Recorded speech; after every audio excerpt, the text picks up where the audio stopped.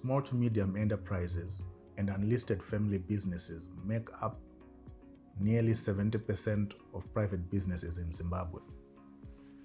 They contribute more than 60% of the GDP, they create jobs, they contribute to the fiscus, and they bring vital products and services to the market. But these businesses are not immune. Challenges come, and often they lead to financial distress. I am Culverwell, and I help SMEs manage restructuring and create the clarity they need to grow with confidence. In this video, we will define financial distress, separate short-term liquidity strain from insolvency, and outline practical options: informal workouts, creditors' compromise, corporate rescue, or liquidation, so that you can act early and preserve value. The Insolvency Act defines financial distress through what is called the Financial Distress Test. A business is financially distressed if it is reasonably unlikely to pay its debts as they become due within the next 6 months. That is commercial insolvency. Or if it is reasonably likely that the company will become insolvent. That is balance sheet insolvency. Financial distress looks forward. It is a futuristic test. It asks, what will this company look like in the near future? To understand impact, we must know the causes.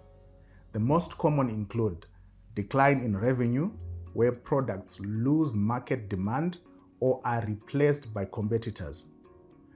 Broader economic challenges, especially when customers have low disposable incomes or the cost of doing business rise sharply. Internal challenges, such as inefficiencies left unchecked or financial leaks that remain undetected. These factors erode value and push businesses into distress. Operating in financial distress can cross into insolvent trading. Section 118 of the Insolvency Act defines this.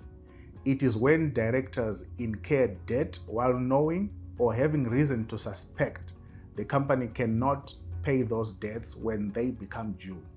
If proven, those directors may be held personally liable for the debts incurred.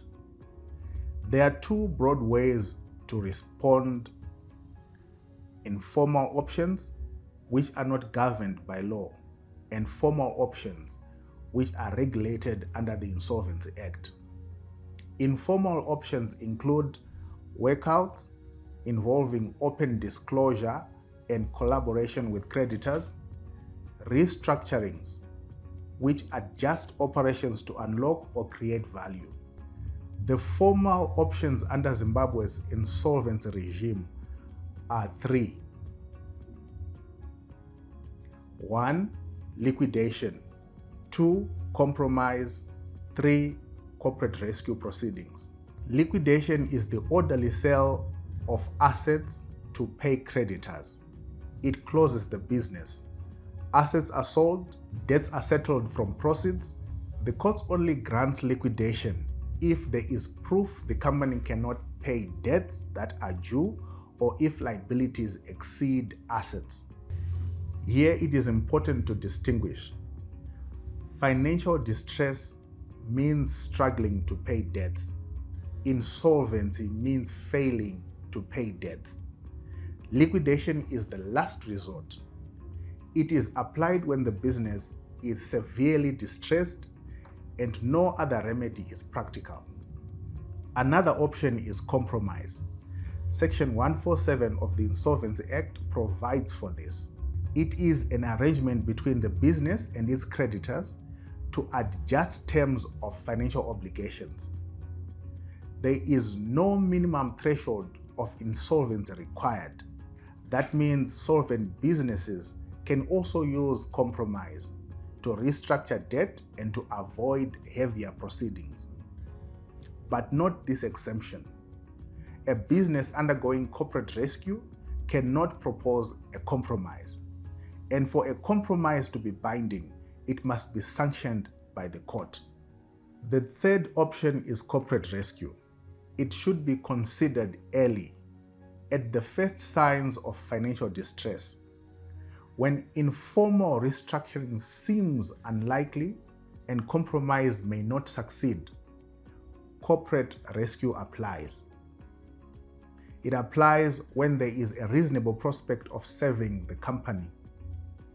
It provides 3 protections: temporary supervision by an independent practitioner, a moratorium blocking creditor action, asset seizures and debt enforcement, and the development and implementation of a rescue plan with approval of affected persons.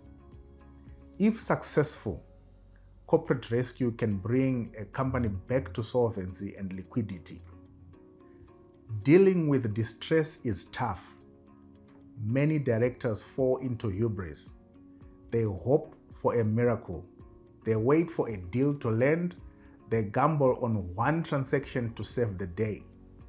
Too often, the business collapses and creditors hold directors accountable.